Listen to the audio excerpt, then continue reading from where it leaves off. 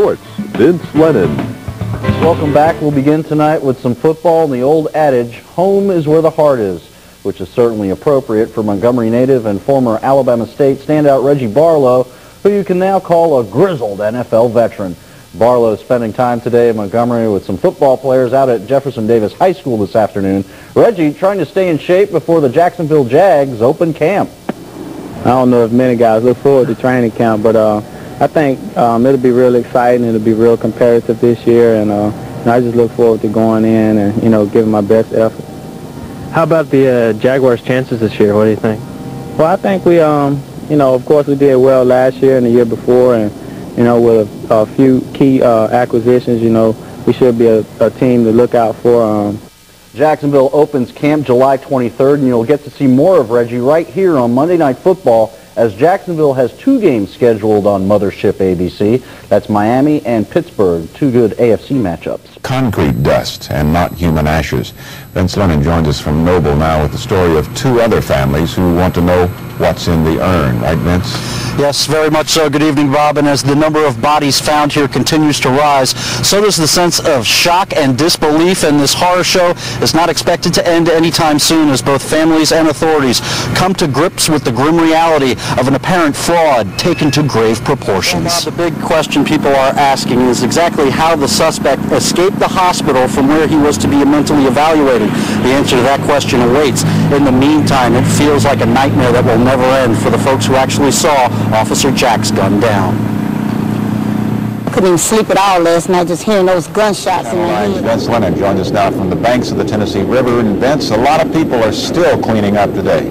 Yeah, Bob, and cleaning up is a full-time job for those people affected. Now, it seems Ray and northern Hamilton counties were the areas hit hardest weather-wise, and we didn't have to tell that to Sale Creek, Tennessee's Lisa and Patrick Gentry, who found themselves smack dab in the middle of a flood. A new day dawns for Patrick Gentry and his Yardbirds, all of which are in a more than the usual foul mood with what Mother Nature brought them this past weekend, floodwaters from a nearby swollen creek. I've lived here all my life, and I've never seen this creek get that high. But then again, Patrick is seeing a lot more these days he'd rather not, like a front lawn that looks more like a cut-rate flea market. None of this is his, but the backyard is filled with what used to be his family's furnishings. We had about 7 inches of standing water, and as it went down, we were able to pull all this out. Including the proverbial rug out from under them. We just want to tell everyone to watch their insurance, which Patrick has found won't cover his losses, conservatively estimated at $10,000. Certainly not chicken scratch, which, by the way, was ruined as well. Digging out from everything that's been destroyed from the flood, the Gentrys are trying to keep the best spin on things, and with that in mind, they do have plenty of gas cans that floated up on their property, all at a very reasonable price. Fillers are going to be... If you miss one, come down here, I've got it.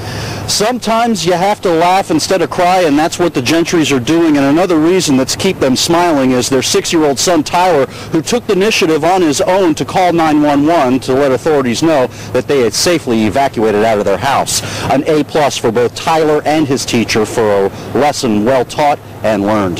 That's the story live here at the Chickamauga Dam. Vince Lennon, News Channel 9. Bob, back to you. Tyler is a hero tonight. Well, good evening, Bob. Calvin, there's some tense feelings and frustration from lawmakers who are getting negative feedback from their people for their perceived inability to make this budget, and then the ensuing state furlough, which idled roughly half the state workers, most of which stayed home today. All of this going on as lawmakers try to bridge the gulf that divides them. We need to really search our souls and see where we are. Right. Where we are is 99 days and counting, back where it began and never ended in the Tennessee State House, as income tax naysayers tell those supporting the NAFI plan not to hold their breath. Here is Vince and Don. Les is off today, and Vinny is in with us. What was it like when you left up on the mountain this morning? Well, as cold as it is here in the valley? In my garage, it was 12. Nice, balmy, warm 12 degrees, but I'm sure it was a little colder outside the garage. I bet it was, too. And I wasn't about to take it out and do all that. Really? No. Oh, Vinny. It's cold out there. And as Bill just told us, and as we were just talking about, everyone is experiencing extremely cold temperatures here in the Tennessee Valley this morning, including News Channel 9's Rex Thompson, who unfortunately is out and about braving the cold out at Mountain Creek Road and at the W. Rex, how you doing out there? You look a little warmer than the last half hour. Yodelay, it's cold. Yodelay, it's cold. Okay. Good morning, Butch, and thank you. We have some breaking news right now. A shooting between Hamilton County deputies and two suspects lands one suspect in the hospital and the other on the run in Marion County, Tennessee. It all began after 2 this morning on Signal Mountain when a car refused to stop for police there. A chase ensued down the mountain and into Marion County, and that's where the shooting happened. We're still unclear on the details on that, but one suspect was injured and taken to the hospital. We have no confirmed word on his condition, but we do know the Tennessee Bureau of Investigation has been called in. We have a crew working on this story right now, and we'll continue to bring you updates on this story. The big sports item of the day is really tomorrow's. The annual Midsummer Classic, Major League Baseball's All-Star Game, gets going tomorrow night at Denver's Coors Field.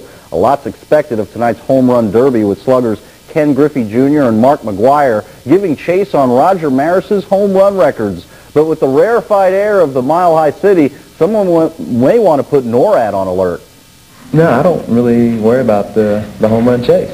I just want to go out there and help my team Tonight's win. blooper is for the crummy golfer and all of us. Even the best sometimes find themselves in the drink.